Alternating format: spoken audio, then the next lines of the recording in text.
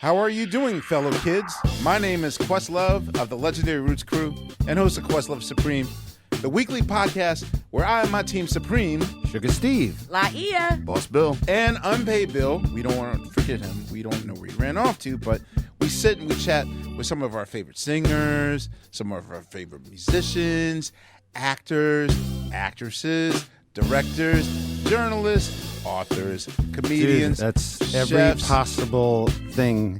Politicians, hosts, radio hosts, television hosts, So many. thought leaders, I creatives. love the thought leader episodes are my favorite. We talk to people about their crafts, their passions, their influences, the good times, the bad times, the blood, the sweat, the tears. everything. Look, everything. Come on, we gotta go. I got stuff to do. Come on, wrap it up, B. Wrap it up. Yeah, okay, anyway. Look, I just want y'all to search for Questlove Supreme on the iHeartRadio app, Apple Podcasts, or wherever you guys get your podcasts. And subscribe now. Don't forget to tell them when the new episode drops. You're right. Thank you, Bill. A brand new episode will drop, drumroll please, December 4th with a very special guest. Oh, no. You TV'd them. That ain't right. Yeah, tune in to find out. You know, I don't want you guys to miss it. Questlove Supreme. Ha ha! Questlove Supreme is a production of iHeartRadio.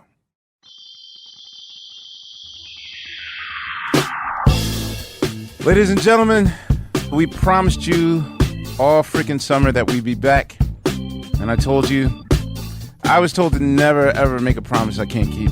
Yet still, we're back and we're better than ever. I've gotten rid of the dead weight. No more Boss Bill and Unpaid Bill and Sugar Steve and like, I'm kidding. Of course, the family's still here, but we're going to do a little bit different right now. This is officially the return of Questlove Supreme. Shout out to our new family on iHeartRadio. Hello to our new listeners on YouTube, Tidal, Apple, Spotify, wherever you peep your podcast anchor. I will say that right now we are worldwide for the first time. A lot of you, we've heard your cries. Yes, we are officially worldwide. We're not just U.S. and Canada anymore. Another cause for celebration is our guest today.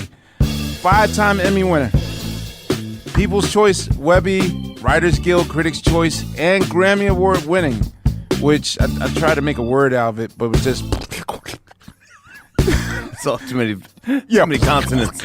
Exactly. Need more vowels. Most importantly, our guest today is a comic student. He is a Saturday Night Live legend.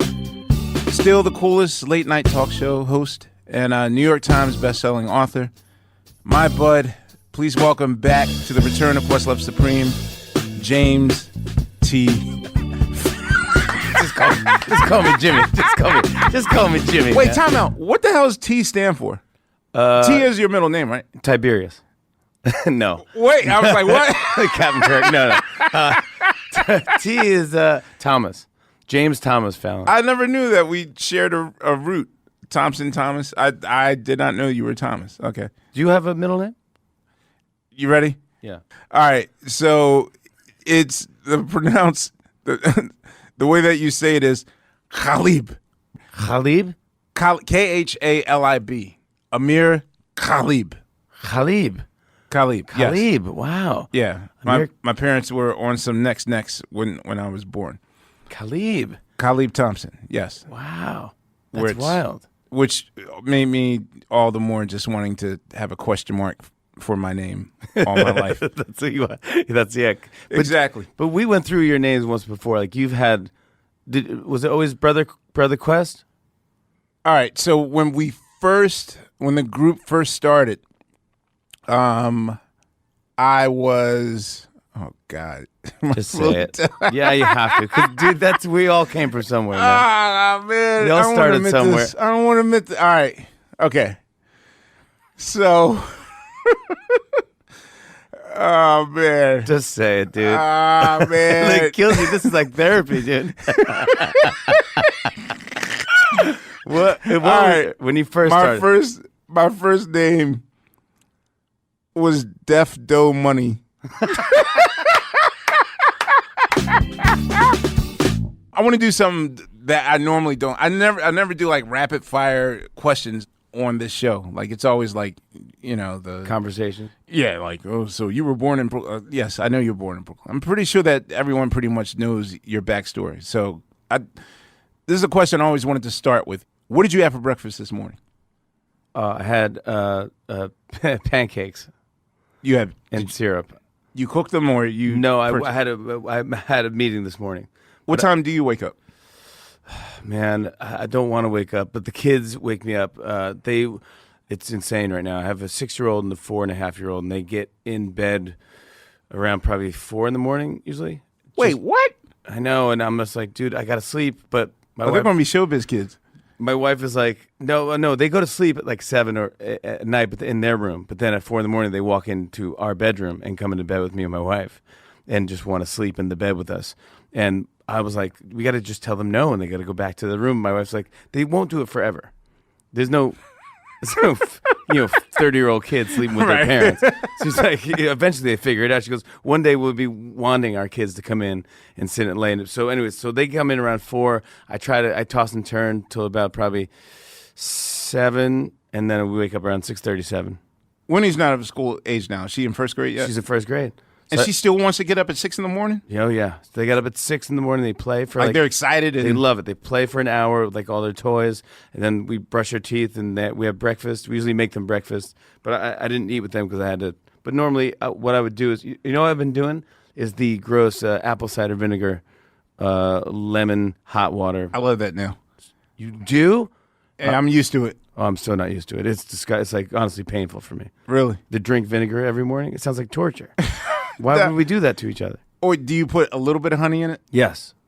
And it's still a hard. It's getting better a little bit for me, but I think I was putting too much vinegar in mine. Oh, okay. I was just drinking like hot vinegar. It was pretty gross, but you do it every day? I look forward to it. You do? Yeah.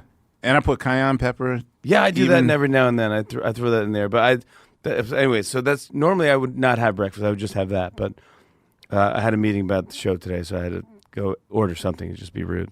So your morning routine usually starts at 7? Yeah. And then, because the thing is that sometimes, I'll say most of the time, unless we're talking about a sketch or some sort of whatever the format of what we're going to do later, I never see you. So I never know what your morning routine is from 8 in the morning till Like 3 or 2. yeah. Because usually I'll say that I used to, probably up until like a year and a half ago, I used to go to bed at 5 and then wake up at 9. But now I'm on a whole new regular schedule. Like, this is the most regular I've ever been. And, you know, my girl won't allow me to. Go to bed at 5. She wants it lights out at 11 o'clock. Yeah. And no Soul Train on loop either. Like, Wow. I've not watched Soul Train. Yeah, usually when I walk in to She your has me- studio, you got Soul Train on loop. Dog, she has me on. She has me on like, baby.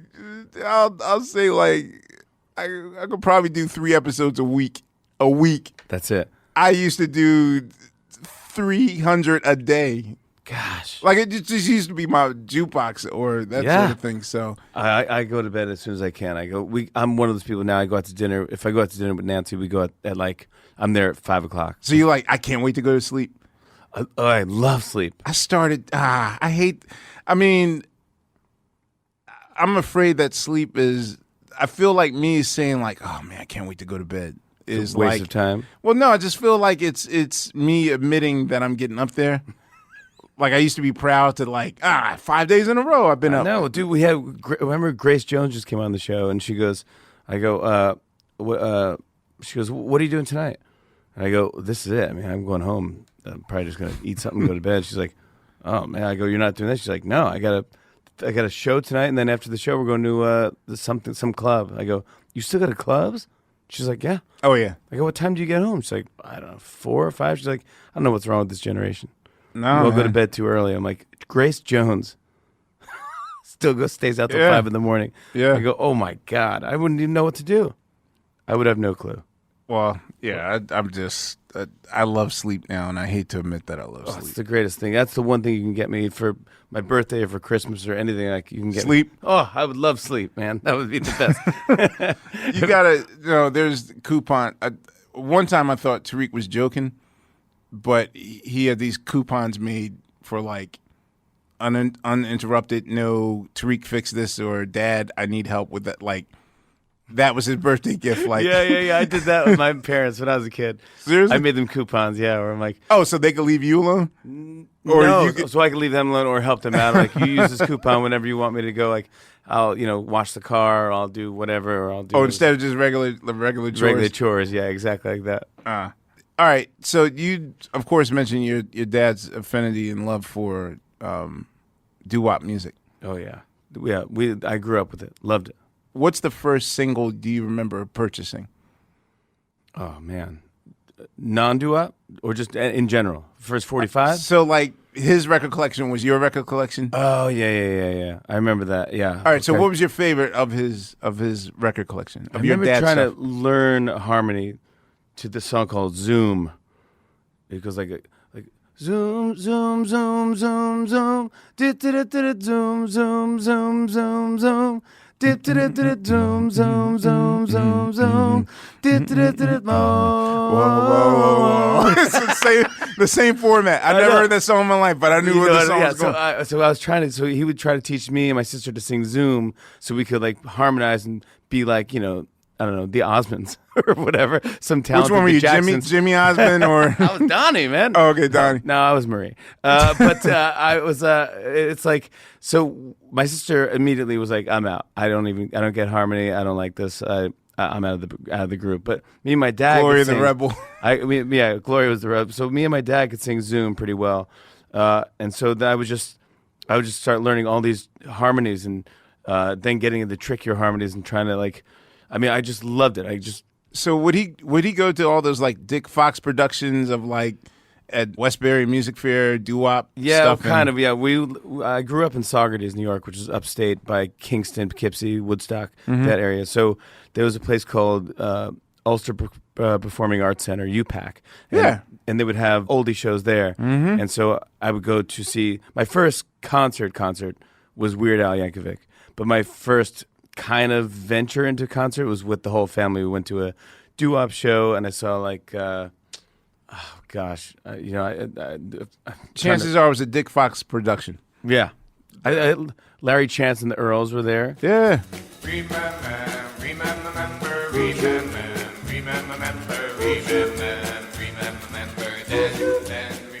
I saw Joey D And the Starlighters? and the Starlighters. Well, they got a new dance and it goes like this. Yeah, the name of the dance is the peppermint twist.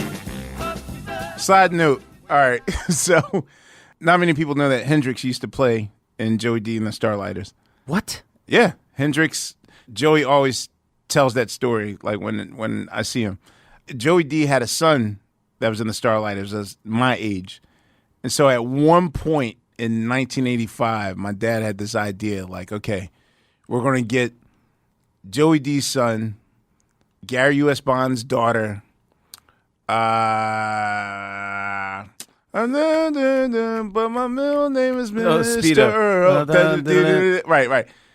His two nieces, my sister and I. It was like Speedo, yeah. It was like an eight kid group of all doo-wop legends, and they wanted to call it Ubi, the next generation. Oh, Like the whole type of 1985. like redo doo-wop and call it Ubi. Well, I don't know if we were redoing doo-wop, but it was just a thing like, let's put a super group together of all like the legends. We did one session at the studio that used to be Sony on 54th and 11th Avenue. So somewhere in their files in 1986, there's like a 4-song oldies doo-wop demo from the legends of doo-wop. I think that was like my first studio session ever. No way. Yeah. And was it a cappella? Was it doo-wop or was it No, music? we played like I drummed and See, I could see that working, but that's because I think I grew up brainwashed that doo-wop was the only music they out thought right. my parents tricked me as well because Well, my dad was in Vietnam, so he had these reel-to-reel tapes of him and his group on the ship singing doo-wop. So I always thought that Vietnam, everyone sang doo-wop songs. And then I'm watching these movies. I watched Apocalypse Now or whatever, and no one's singing any doo-wop. And I'm like, I'm hearing like the Doors and I go, what is this music?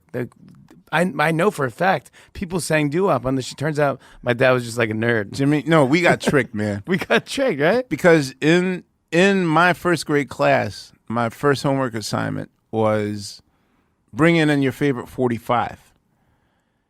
The next day, everyone came in with contemporary stuff. Andy Gibbs, I Just Want to Be Everything.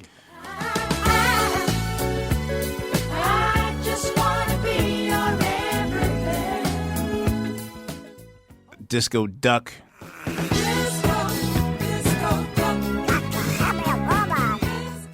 Rick Dees. Yeah, Rick Dees, all that stuff. And I came in with Why Do Fools Fall in Love? Wow. Why do fools fall in love? And my teachers were like, oh, this is from my era. And none of the kids knew my record. Yeah. And You're like, wait a second. Right. My teacher explained, like, well, Amir, like, when I was your age, this is what I listened to. And I'm looking like, how come this isn't resonating with you guys? This happened to me, but such later in life. Yeah. I was actually in high school or college. People do that now. I remember at one point, Kamal decided that he was going to make his kids think that Michael Jackson's Off the Wall was a brand new album. So I know kids that do that now, like just put their kids in a time warp and don't listen. You know, like, there's nothing contemporary. Yeah. Did it work?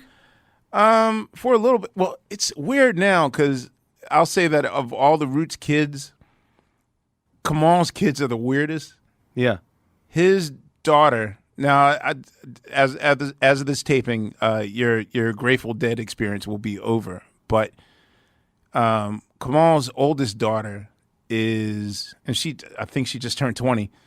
She's like a total Deadhead. Like, How? she knows American Beauty. She went to college one year, and then they just put her on to like the first 4 Grateful Dead records because she had all these quotes on her social media. I'm like, wait a minute, what do you know about Jerry Garcia? Dude, I think it changed my life a little bit. I've never listened to him at all, and I'm really into it. I dig it. I get it. All right. I totally get it. And then Kamal's son is straight up country. What? Yo, No. I think your kids are going to be the total opposite of what you are, which explains it because even Kirk's son is into like the hardest trap music of all time. Really? Like when certain acts come on the show and Kirk's son doesn't show up, I'm like, yo, you didn't want to see da da da da da? He'd be like, nah, that's too commercial for me. I'm like, what? Like, He likes underground stuff? if it's too mainstream, he won't mess with it. I just realized I got to teach Winnie how to dance because we went to this Halloween party and they're like, first grader dance competition. Who wants to dance? And she goes, well, I have to go, Dad. It's first grade. It's a dance competition. I'm like, do you really know how to dance? And dude, they played like Everybody Dance Now, and she just stood there and kind of like walked back and forth. This really stiff dude and the dude next to her was like doing backspins and flips and like moonwalking, and I was like, oh my gosh, my kid does not know how to dance. I got to teach her how to Have dance. your kids discovered YouTube yet? No. Yeah, it's like they got it. I mean, YouTube's a slippery slope because you don't want them controlling like what the search They were option is. watching one thing, and I just said, "Hey, maybe no more YouTube," because it was like adults moving toys around and doing voices for dolls. Like That's it. no, dude, and they were obsessed with this show. And it's like any parent out there knows what I'm talking about. It is the creepiest thing ever. There's like a hand will hold like a Paw Patrol doll and be like, "Hey, what are you doing?" "Oh, I'm Bo," and they play with dolls. And the kids just watch it like it's them playing with dolls, and it goes on for hours on a loop on YouTube. And kids like it. I don't know And how they found it, but they loved it. And I was like, "Oh, dude, we got to take this. We got to have something with the beginning, middle, end, a plot, anything. You could watch anything, but not this." What's it called?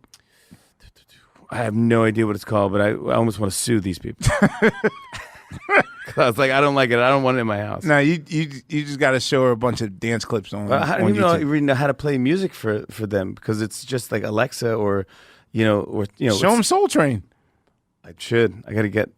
Put on. Trust me, a good Soul Train clip. They will emulate it. That's how everyone in America learns how to dance. That's it. Yes, that's how they learn. Hey, do you remember the first mixtape you ever made for someone?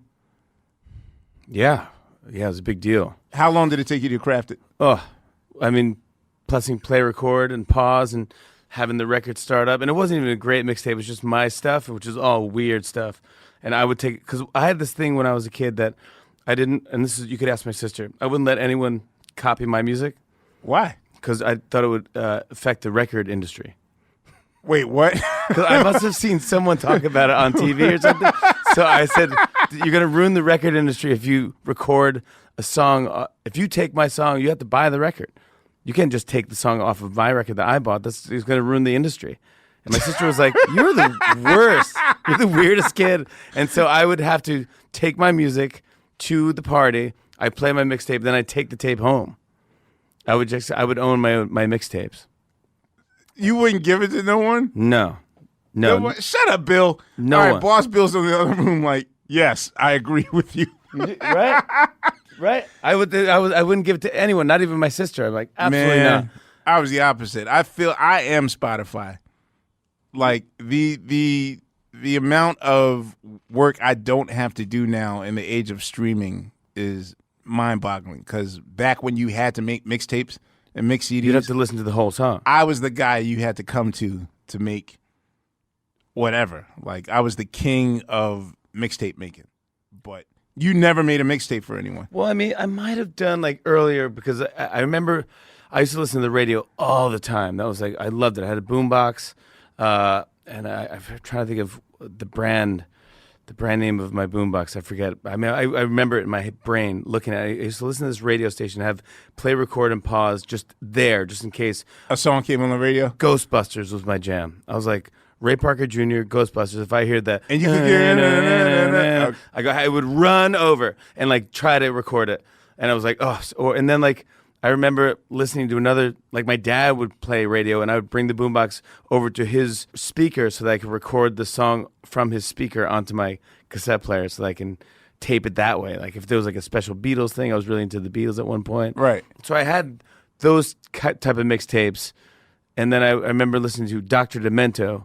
Do you know him at all? That's how Weird Al got his start, right? Yeah. Okay. He's What DJ. was the legend of Dr. Demento? He played novelty songs and novelty records. So any comedy song, there was a whole mess, a whole different. They don't do it anymore as much, but in the 70s, especially in the 80s, it was all comedy joke songs. Like that was the birth of Weird Al. But it was like Steve Martin, doing King Tut.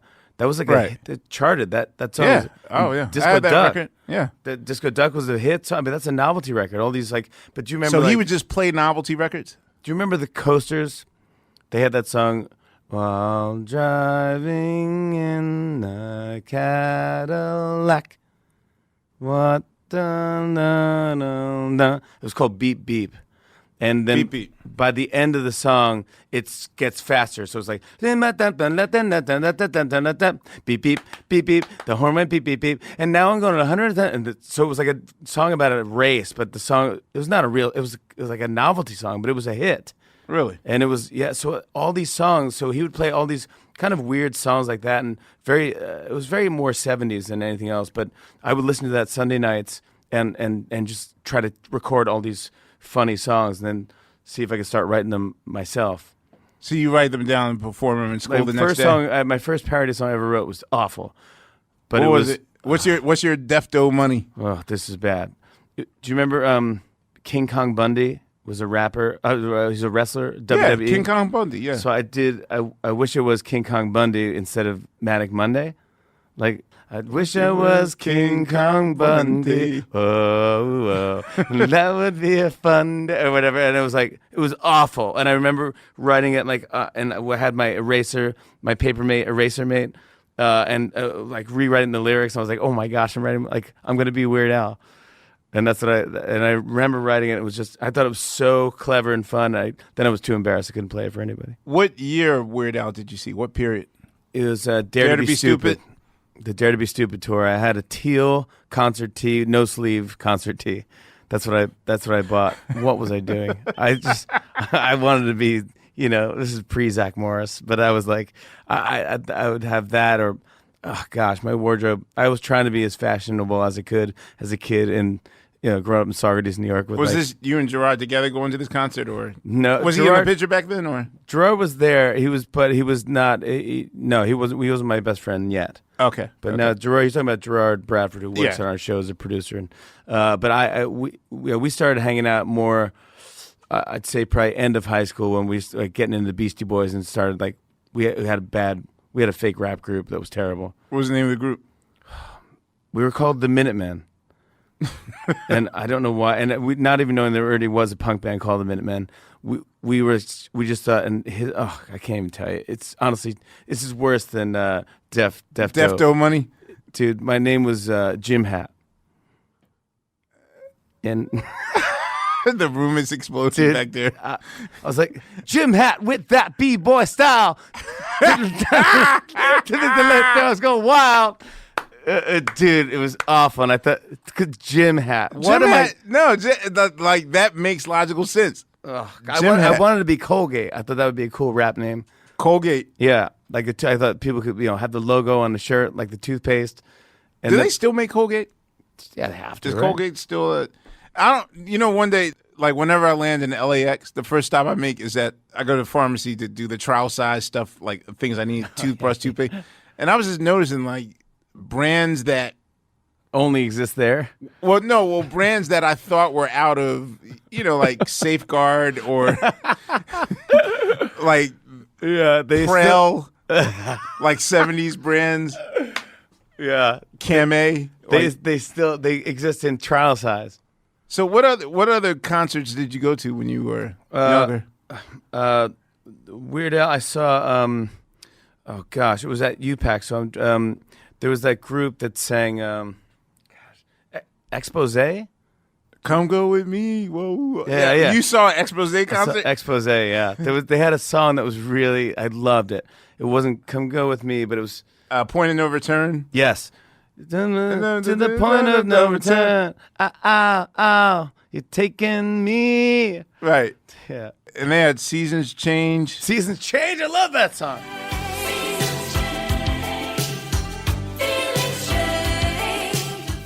I was a member of Columbia House. Me too.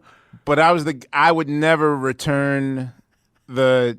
All right, so for those that don't know what Columbia House is, oh, you kids, you missed out. This was our Spotify. You were basically, they will offer you 12 cassettes or CDs for a penny. You would scotch tape a penny. Scotch tape a penny to the order form. Pick your 12 CDs or cassettes you wanted.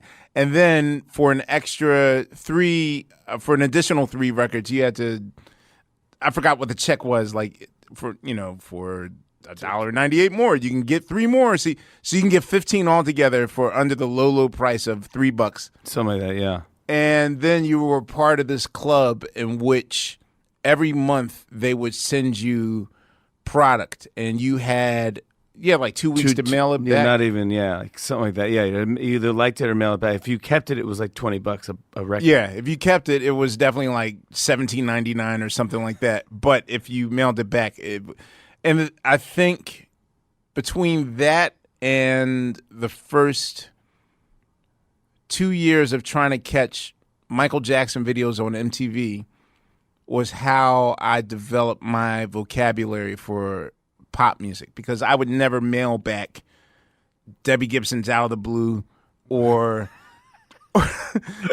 Tiffany's first record. I think I got tricked into that one too. Yeah, I know.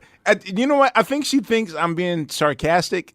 Like, I'm cool with her now, but in the beginning, I think in her mind it was like, what you're trying to troll me? What you're saying that my first? I was like, yeah, I had Out of the Blue, I had Electric Youth. I was Electric Youth. That I was the one naming I had. I was naming her first four. Electric Youth. Right. I was like, no, I was a fan of yours, and she was just looking like, okay, where's Ashton? No, yeah, exactly right. She's cool though, right? She didn't believe it. Well, she didn't believe it for the longest, but then I think she realized, like, oh, you are doing. But every album back then, I loved it, even if it had like one hit song on there. I remember I didn't know what music I was going to be into, right. so I tried every type of genre and going like, oh, maybe I'm into metal. Is it really? Yeah, I was like, dude, maybe I should like worship the devil. And they're like, what am I talking about? I'm an altar boy. I think the weird thing is that I think between 12 and 17, you're open to anything, which, I can't, like, now I rarely have the patience to, like, sift through records and see what I'm into, and the way that I used to back in the day. Like, I would listen to an entire Miami Sound Machine record, whether I liked the song or not. Me too. Because you didn't want to go up to the cassette and fast forward. Okay, I don't like this song. What else is like? You would just play the whole thing. Yeah, exactly. They were like, yeah, I don't want to have to. Which, it's easier to lift the needle and move that back. But no, I would listen to the whole album. Then I'd like the B-sides. I would know what song follows what song too, in order. See, that explains why sometimes when an artist comes on, and then you ask for the deep cut, and I'm like, wait a minute, what about the hit joint? And you like, nope, I want the. Yeah, that's the secret one that you go like, oh, like if you buy Cyndi Lauper, you sing She Bop. It's like that's the secret song off of right. The girl, what's that? She's So Unusual. She's So Unusual. Right. Do you have a top 5 like performances on the show? For us, God, there's so much now. We've done so many shows now. It's crazy. I mean, I have a top 5. I have a top 5 of me performing and a top 5 of me watching. Was one of your top 5 recently? Dog, dude. Steve Miller? Sometimes it's hard not to, because I'm so connected to music and the memories that it brings on. Because whenever I hear Fly Like an Eagle, I instantly think about the first month of school. And I'm thinking of like my parents not conning me, like, okay, we're going to take you to this brown building and you're going to stay in here for the next 7 hours, and then we're going to come and get you at 3 o'clock. And, I was just never explaining the concept at school. It's just like, huh? Wait, I'm playing with them? And so I think during, like, one of those explanations, the radio was just playing, like, Billy Davis and Marilyn McCoo's You Don't Have to Be a Star. Oh, yeah. I love that. And then, like... Were you AM radio at this point, or is FM? You know what? So, Philly was really good with FM radio. On the weekends, though, FM radio turned religious, and then you'd have to listen to AM radio. So we'd have to switch to Wizard 100. And the thing is that I lived in a don't touch my stereo household. Yeah. So, again, a big part of my palate is the fact that I had to listen to what my sister wanted to listen to and what my dad. I didn't control the car radio, nor in my bed, the room that my sister and I shared. So, like, I just remember, like, I remember pressing, like, being able to press the button in my dad's car. It would be a hard plastic button that you would actually switch the station. You would see the piece of plastic right. zip to the one side, right, and actually tune. I mean, this is pre-digital, scan and seek for stuff. It was actually you press the button and you would feel like gears moving. It's like right to the radio station that you wanted. Yeah, and like I was like, oh, and just to hope to hear like the Rolling Stones or something like that, and yeah. So Fly Like an Eagle was definitely. Dude, you crushed that one, and I was like, dude, I actually had to look over to see what your face was doing because usually I can't see the drummer. I was doing I had 2 moments in which I kind of had I might cry moment. It was awesome, dude. It was honestly, it just clicked, like, because you did the first, like, the space. I had to beg for those extra, because at first they were like 3 minutes and 30 seconds, And I was like, wait a minute, guys. Not for this one. You don't understand. Like, the most important part of the song is, like, the beginning. We got to do that. So, it was so. Oh, yeah. Dude, I didn't want it to end, and he was having fun. Yeah, and he was so looking because we have these guys on that like they don't play with anyone else but their band. And they're jaded and They're like, well, look, it's Right. almost feel like they're cheating on their band. But then when they see how much love and how much work you guys put into that song, like Eddie Grant, dude, oh, I he- forgot. He was so nervous. I know. He was so nervous. Like, Jimmy, I only play with my band. These guys are great, but I don't know them. And to play with my song, Electric Avenue. And so he goes, do you remember you brought a harmonica? Yes. Did you wait? When we're sound checking, are you watching on closed circuit? Sometimes I'm watching. Ah, damn it. Sometimes I am, but sometimes I like to be surprised. But During sound check, it was like a 10-minute version, and we're like looking at each other he like, was like playing the harmonica to Electric Avenue, like, who is to blame? And I was like, dude, stop playing. So I saw him, and he goes, yeah, I'm just going to bring this just in case. I go, Eddie, you don't need a harmonica. The Roots will got you covered. Trust me, man. It's going to be fun. And he did the song, didn't do harmonica, and it crushed. It was great. And I went over to say thank you for being on the show. I went to shake his hand, and what was in his hand? that harmonica. He had it just in case. You know what it is? It's also like a big part. I'm always nervous about the legend because, one, you don't want to ruin like the thought in your head of like, what's it going to be or what's it not going to be. It's just that sometimes. All right, I'll admit we had one guest that walked away. Do you remember? Yeah. Cindy? Yeah. It's because I think, okay, in our minds, in their minds, it's like, okay, I'm going to play with the Roots. So they think like, I'll take my song and filter it through and I'll rootsify it. Like that's the one word we hear the most inside the rehearsal room. Like, don't do the normal version, like rootsify it. No. And I'm like, dude, what you don't get is that us rootsifying it is doing it just like your album version. That is Roots Fight because we want the. Dude, Yes. I mean, we want the exact sound. We want Eddie Grant to go out in the streets. It's like, if he, he doesn't want to do that anymore. He goes, I don't do that. I haven't done that for 25 years. He goes, Yeah. bring it back. That's the part of the song that we love. Those little nuggets, those awesome little eggs, those Easter eggs, where you're like, oh no, that's the one part you got to do. Like On the dark side of town. Yeah, or I was like, you didn't do that, and he was like, Or yeah. like when we have was it Crowded House or something came on, I'm like, all I want to hear is that bass line go. There is freedom in it. If you don't hit that bass line, and That just ruins that. I need that. It's part of my whole thing of loving that song. It's like, but we usually hit it like 99% of the time. Right. We convince the people to like, come on, you got to do that part. And like, oh, I don't hit that note anymore. It's like, yeah, but try it. Just go for it, man. Because trust me, we'll get your back. And then they do it and it scores. Well, probably the one humorous moment for us was definitely In the Air Tonight, where That was the only time I saw you being nervous. dude, twice in my life I've talked myself into major sabotage. I wasn't helping though. Like I didn't know about meditation back then. What I should have been doing was basically deep breathing, get out of your head, just hit these 3 times the way you've always done it all your life in the basement. And for some reason, right when Phil Collins is like, and I remember, and I was like, don't mess up. I remember, don't worry. All right, don't fuck up. How could I ever? I'm looking at Jimmy. Jimmy's looking. The first I actually left. time. I went from behind my desk to the front to look at your face. I know. I wanted- And I'm looking at the bandstand for the Roots members now on stage. Silence up. Oh boy, don't use and fool me. Oh damn, camera 3's looking at me. The hurt doesn't show. Yeah. And look at it. The pain still grows. Sustained as it do to me. Here it comes. And I hit that cymbal and was just Drop a stick or something? no my ride cymbal. Oh yeah, it fell. It fell down.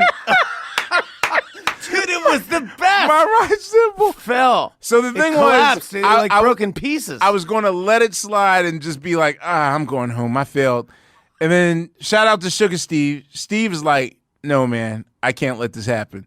We're going to fix this. And I was like, well, we can't go back and tape it like it's over. And he says, I bet you they have sound check on tape. So we basically spent at least an 2 hour hours editing. Like Paul Simon. Oh, God. You remember that? He was there till 5 a.m. We're the only show that gives that autonomy, like gives that power to guests to come and edit their own thing and mix their own thing. Yeah.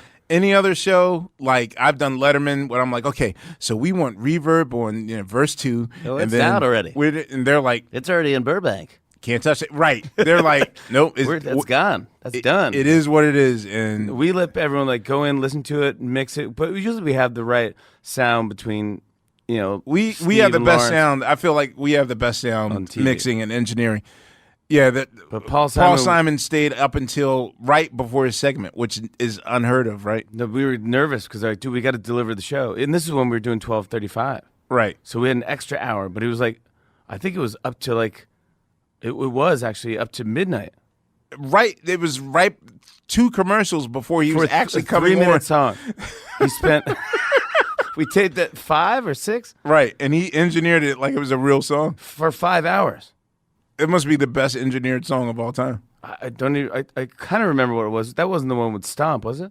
We don't even remember. That's the thing. It's just It was- now yeah. I got to go back in the I know. archives but he really spent the time on that one. But then back to the Phil Collins thing because you ended up nailing it on when you see it on TV because oh man, a pack of lies. yeah, that to me that was a moment.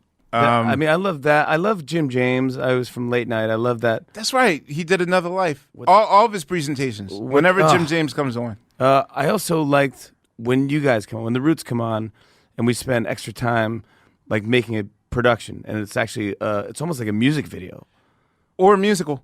or yeah. a musical.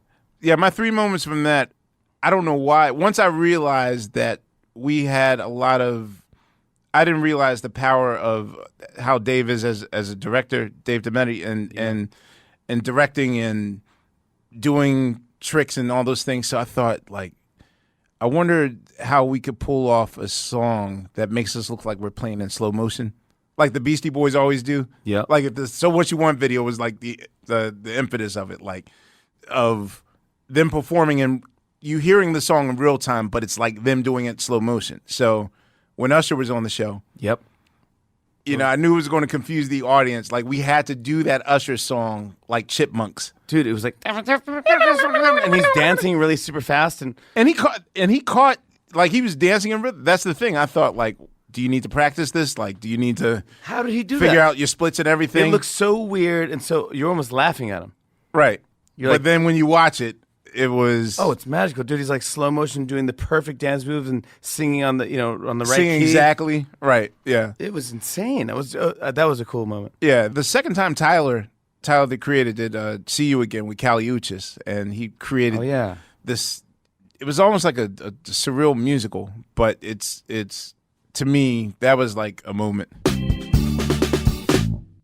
Dude, we had to talk about Prince. There's two things. There's so many. Yeah, for me, the best part of the craziest memory is definitely the ping pong. Well, the moment. ping pong story, but it even goes on before that. Do you remember Bring Me on Stage at the Garden? Oh, Madison Square Garden. So Chris Rock comes on and he goes, blah, blah, blah. He goes, well, of course, Prince is my favorite concert. I go, I've never seen him. He goes, you've never seen Prince? Like, you love music and you've never seen Prince in concert? What are you talking about? How could you even say that you're a fan of, I can't talk to you until you see Prince. Right. And so I go, all right, I got to go see Prince. And you're like, oh, dude, I can't believe you haven't seen him.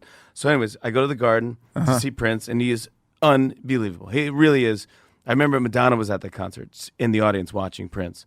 Just Wow. stone-faced, just going like, wow, I got to up my game. 'Cause he's just so magical. And she's great, too. Yeah. He was, so he's crushing it. And Prince's manager, or whoever this was, came up to me and said, Kiran, yeah. hi, I'm Prince's manager. I don't even think it was Kieran. It was someone that said, like, Prince would really love you to get on stage at the end of the concert and dance with him.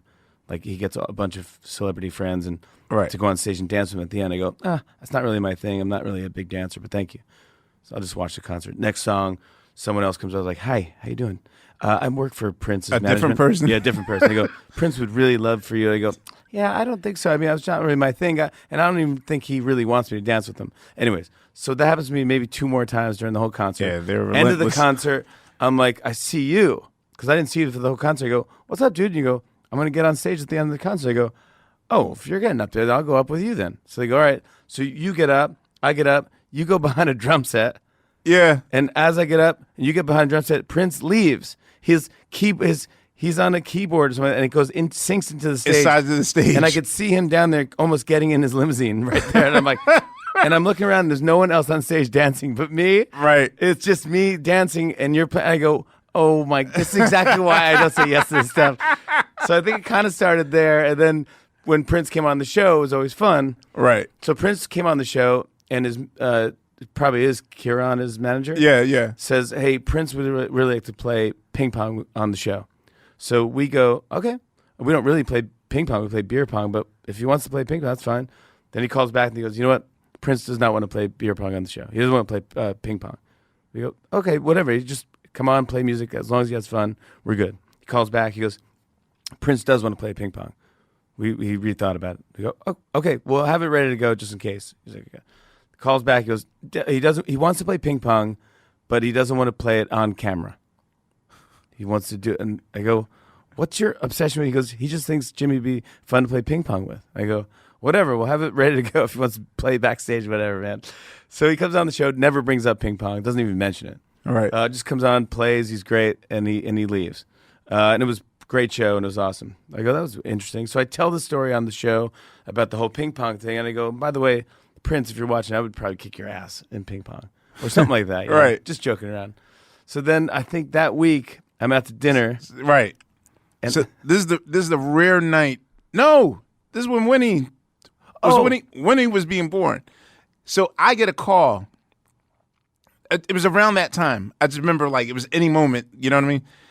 And I get a call at 10 p.m. Now I think I was sick this night because this is one of the rare times I was in bed at like 10:30 p.m. yeah.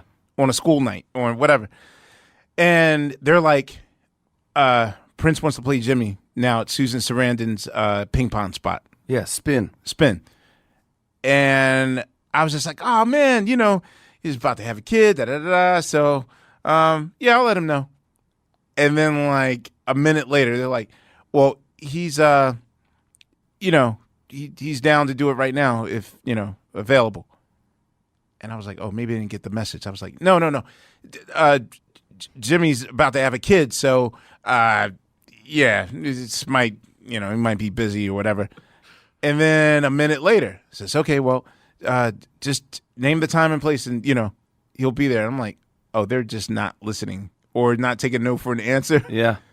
So I was like, no, I'm not going to answer this. So I went to bed for like 20 minutes and I opened my eyes and I was like, all right, well, let me at least tell Jimmy.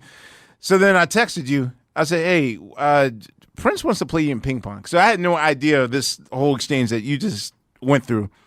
I said, for some strange reason, he wants to play in ping pong at Susan Sarandon's spot. And I told him that you're tied up with baby stuff. So anyway, just passing the message along. Cool. I had no idea that you were going to answer that message. Yeah, because I was out to dinner that night. Okay. I wasn't, because it wasn't yet. It was close to when. It was close to it. I knew at any but it moment. wasn't that. It was any moment. I had to be on the ready for Winnie to be born. But I was Right. like out to dinner that night. I'm like, what? And then I got a text from his manager or something. So You gave him. did it happen that night or the next night? It happened soon. I think it happened that night. Right. Because I got a text from their manager. Right. And saying like, hey, this is Prince's manager. Prince is at Spin. He wants to play you in ping pong right now. So I go, it's the weirdest thing. I go. So I told the first time I'm having dinner with him, like, all right, I got to go, man. Prince wants to play me in ping pong, and I'm going to go meet him at the Spin at Susan Sarandon's club. So I leave, I get in a cab, and I go down the Spin, and I go out. I go into the door, I go down the steps, and there's a girl working there, and I go, hi, I'm here to see, and she goes, Prince? I go, yeah. She goes, he's right behind the curtain. He's in the private room over there. I go, all right. So I go, and there's a private room. There's a velvet rope and a curtain. And I go past the rope, and I open the curtain, and Prince is standing there in a crushed blue velvet suit, wearing the high-heeled shoes, and he's holding a ping pong paddle. Whole paddle. And he looks at me, he goes, you ready for this? And I go, oh my gosh. I go, I guess so. Sure. He goes, you want to warm up? I go, Yeah, I warm up a little bit. Like in my head, I don't even play ping pong. So I Right. don't even know what he's talking about. Right. So we start warming up a little bit. I think he had 2 friends in the room. He goes, everybody leave. Everyone go. So it's just me and Prince. Right. So everyone had to leave the room. So it was just me and Prince and nobody else. And he goes, all right, you ready? I go, let's start. So he hits the first, he's like, hits it over and it goes, and it was a good shot. And I didn't hit it back. He goes, 1 zip. I go, oh, you can talk smack already? This is going to happen for 21 points? Let's do this, man. Let's go, Prince. So so we start playing, hitting back and forth. He's crushing me. So I think now it's like 20-10 or something like that. He's killing me. And he goes, game point.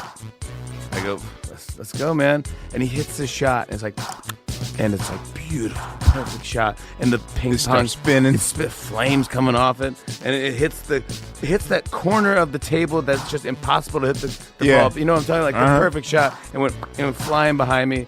And I go, you won.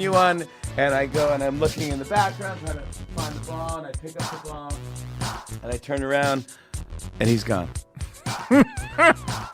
And he's not there. And I don't know him that well, so I thought maybe he was hiding or something. No. So I'm like, Prince? Prime Prince. Prince? So I'm like looking under the ping pong table, like, there's security footage. I look like a crazy. 'Cause I was like, is he hiding behind a curtain? I don't know him. I don't know his type of sense of humor. He's funny, but I was like, so then I look and kind of the rope is kind of moving, almost like Batman. Yeah. And the door is swiveling. Yeah. The wind. So I go to the girl, I go, did he? She goes, yeah, he left. I go, okay. So then I went up the stairs on the street. So me being notoriously late for everything, I got back from a DJ gig and got your text that about to play Prince right now. I was like, I'm on my way over. So I drive to Manhattan to spin, get out the car, and I forget who from the show was outside smoking a cigarette, but I run, and I was like, am I too late? Am I too late? And she's like, wait, you just missed him. That was him. And I looked in the street, and in the SUV, he was there and pulling off to a red light. I was like, hang on, wait. And I run. And straight up, Grey Poupon style, I'm like knocking on the door. And the window rolls down slowly. And I was like, wait, it's over. What happened? And seriously, he's like, ask your boy. And then the window goes slowly up, just like the Grey Poupon commercial. It just takes off. And takes off. The only thing I noticed that he had the paddle with him. Yeah. And it was a gold paddle. And later that I learned that he is that obsessed with it. We did a show with him in Carousel. I'll rephrase that. We were supposed to do a show with him. We did it. We showed up with him. It was the weirdest lineup ever. Diana Ross, Toto, Los Lobos. What? Dude, Diana Ross. Who booked this? God. Diana Ross, Los Lobos, Totally see this. Toto, Journey, Prince, what? The Roots, Bravo. and Carousel. And he was supposed to do a 3-hour set, then The Roots, right? Yeah. Nah, Prince don't play that. No. Prince just wound up doing a 5-hour set. And no roots. We defiantly we still don't, trying to we still going to perform, and we did 1.5. We just stopped the song all right, what y'all want the seed? Okay, we'll just do the seed and go home. Just do the hit and go home. Yeah, it's at this point 2 in the morning. Over. No, the place holds 8,000 people. I swear to God, it was 35 people. Yeah, they all split once Prince left. We just stopped y'all the seed. Okay. But what's the one the DJ night with Prince? Remember that one? Yeah, it was he. That's the best story I've ever heard. I love that one. I was on a blind date, and I wanted to appear cool, to be cool, and so I asked this, I got tickets to Prince. You want to see it? And I had 10 tickets, and me not thinking, I said, I got 10 tickets. So I invited 10 of my friends I never counted myself as one of the 10. So when we get there, it's like, here's your ticket, here's your ticket, here's your ticket, here's your ticket. And I was like, 9, 10, oh, fuck. And this is beyond sold out. So they're in, and I had the number of his assistant. And so I'm like, hey, I'm on a date, and I forgot to buy myself a ticket. So I had to explain the whole thing. And she's like, yo, man, like, no one can get in. Like, Reverend Al Sharpton was trying to come down. Spike Lee was trying to say, please, anything. Already you're in trouble. So he just happened to be in his own custom golf cart in Philly, doing like 40 miles an hour in a golf cart, like not doing donuts, but like that sort of thing. And I was just like, oh, just tell him straight up. I said, look, I made a mistake. I had 10 friends. I forgot to include myself in the 10. Can I sit somewhere, please? And he was just like, all right, cool. You can sit on the stage, under the stage. So the way that stage is designed, like his name, like it's a 13-foot tall stage. And so I'm literally sitting under the arrow that is his name. Meanwhile, my date's like sitting with my friends in the audience. But I'm sitting like under the stage. And mid-show, his assistant comes by and says, Prince wants you to throw him a party. And I was like, I have no resource. Like right now? He said, yeah, tonight. And I was like, well, I would have to, yeah, you can use our phones. But I'm like, I'm going to miss the concert. And now I'm just like, oh, I'm working for Prince now. So I'm like leaving the concert, going into. Now you gotta throw him a party. Right. So I called my friends who I normally do parties with in Philly. I was like, look, Prince, wait, hang on a second. He wants what? Pool table. Okay. Hey, Prince wants to do a party tonight. So in like 4 hours, can you find me a spot? They said, we found a spot. I said, okay, now he wants a pool table. They're like, well, this is a 5-story walk-up. Can't carry a pool and I was table? like, please, can we please just make this happen? Please, please. So they had to find a detachable pool table to carry up 5 flights of stairs.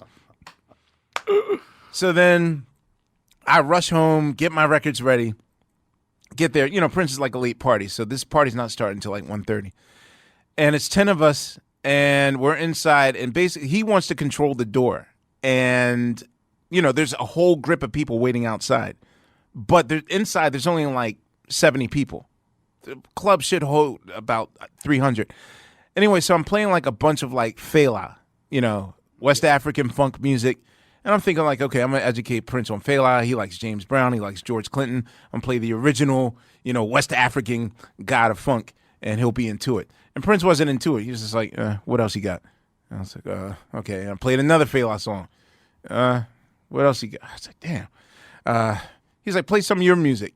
And I was like, I never played the Roots in the club. Like, I'm just scared to do that because it's instant club.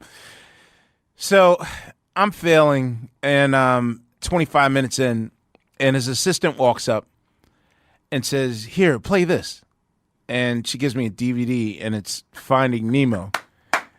And I was like, The what am movie. I? Yeah, the movie. Not the soundtrack. The actual movie. And I was like, wait, what do I don't, there's not a DVD player here. She says, oh, and she comes back, gives me a portable DVD player. And I was like, well, I said, it's a nightclub. They don't have a, his engineer gives me like the chords. I said, yeah, but there's no projection. There's a projection screen. Yeah. So suddenly I put this thing on, but I'm still DJing. So I figured like he just wants the visual of like the fish playing in the background. Yeah. And then they come over and they're like, no. Can you turn the volume up?